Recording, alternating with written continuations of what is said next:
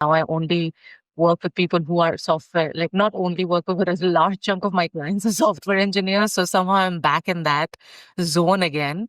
But I didn't want to study computer science, but I was stuck there. And then I came to the US to visit my sister who just had her first baby.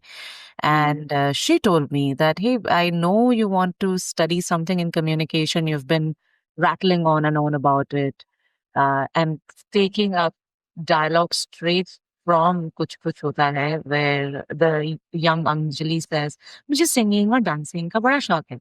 So I had a shock of talking on stage. Like I loved the performing arts. I was an MC in college. I used to, for a hot second, I really wanted to be an RJ. So I saw communication as that it's an avenue for me to be able to go into the performing arts.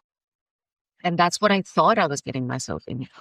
So my sister said, "Oh yeah, sure. Like that's communication. Just go and talk to some professor, see if you can come to the US."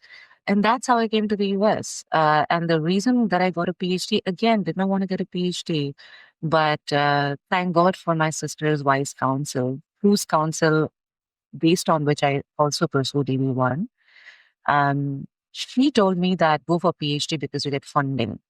In masters, you don't get funding. And in hindsight, that was such a fantastic decision, not just for funding, but the cascading effect it had on my EB1, as well as the bullet that I averted, which was 1 year on OPT, because it was a non-STEM program. Communication is not STEM.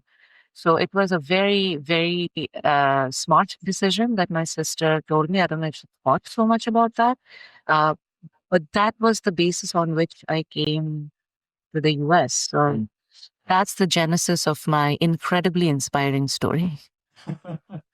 So let me ask you this. Obviously, some people stumble upon something because the way how the destiny unfolds. So you mentioned that, okay, you came here for PhD, but then how was that process that, okay, you came here, you stayed, you started studying and all those. How you made a point that, okay, this is the place I have to be a permanent resident or I have to work on green card? I mean, there are a lot of people who just come study, do research and go back. Yeah. Again, that was not the place. That is not the reason why I got my permanent residency. To be honest with you, I still don't see myself living in the US for a long haul. I don't. Um, because there's so much to see in the world. So much to see in the world. Like the last thing I want to do is be in New Jersey in February. Like that's not something that my dreams are made of. But I posted a video very recently where I said that I had to realize that your decision of wanting to get a green card or wanting to be a permanent resident in the US, you have to be able to discern fact from fiction. And what I mean by that is you're not getting a permanent residency to become a permanent resident.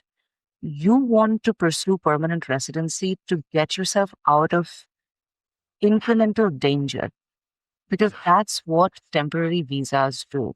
They're temporary for a reason. It's good on a temporary basis. And what I was progressively realizing is the problem was not with the temporary visa. The problem was I was trying to find a permanent solution through that temporary visa, and that was just not feasible. I wanted to go in and out of the country when I pleased.